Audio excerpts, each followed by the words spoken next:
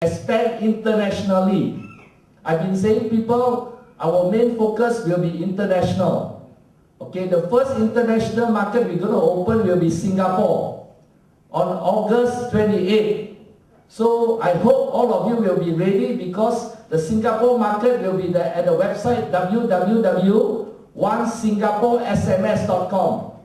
So we will open for pre-pioneer. I hope to see you there.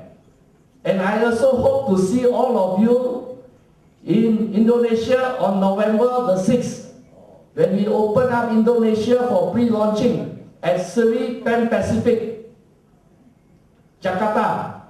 Okay, in Singapore one is Grand Park City Hall Hotel.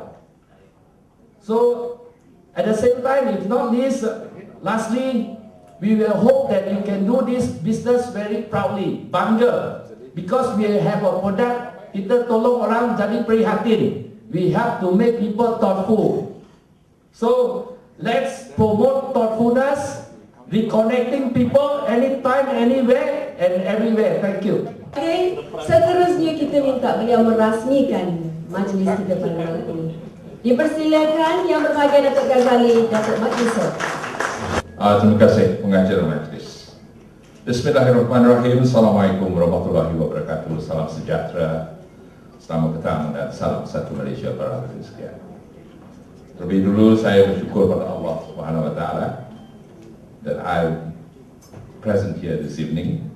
Actually, I didn't know what this whole thing was about until about 3 or 4 months ago, when my dear friend and colleague Encik Kamel, because we are involved in a lot of events together, particularly on the tourism sector, where I'm one of the advisors on sports tourism. And this is something which I strongly believe in.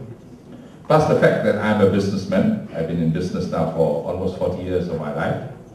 I used to work in a multinational.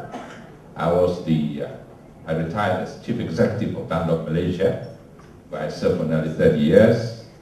And being a British company, there were a lot of cross postings. I was general manager Dunlop Indonesia, general manager Hong Kong, managing director of Singapore, and sales director for Dunlop Australia, based in Sydney.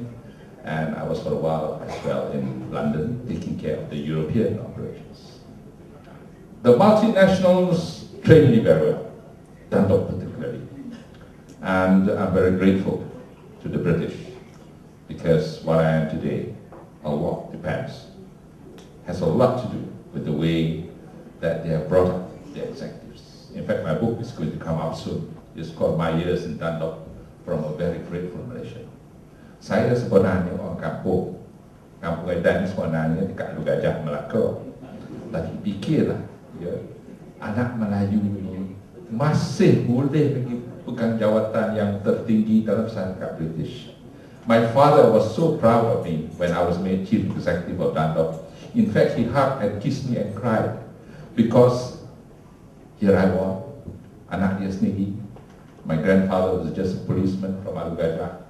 My father, of course, was in the civil service, but I ventured into the private sector, and suddenly I became CEO of a very big multinational, and reporting to me was none other than 27 expats. So there you see, kita boleh buat sebenarnya. And that is why I felt that in the twilight years of my life, I must do something useful for God, King and country. Syukur Alhamdulillah, Tuhan telah makbulkan, and I will continue to serve God, King and country. I run a little company called Nusantara Technologies, which is in the inspection and testing business. I started this just to get myself busy after I retired from Dunlop. But lo and behold, ini semua Tuhan yang kuasa. This little company now has grown to be quite big. And it's about 200 strong. I employ about 147 engineers. And we do all the inspection and testing jobs for Petronas, ExxonMobil, Shell. And we do the pipeline. The biggest job we've had, of course, is the Sudan pipeline. Sudan, it's about 100 over miles long. We do all the inspection. And my partner, as I was telling my friend there from Singapore, is none other than the Temasek Holdings of Singapore. And I deal at the highest level in Singapore.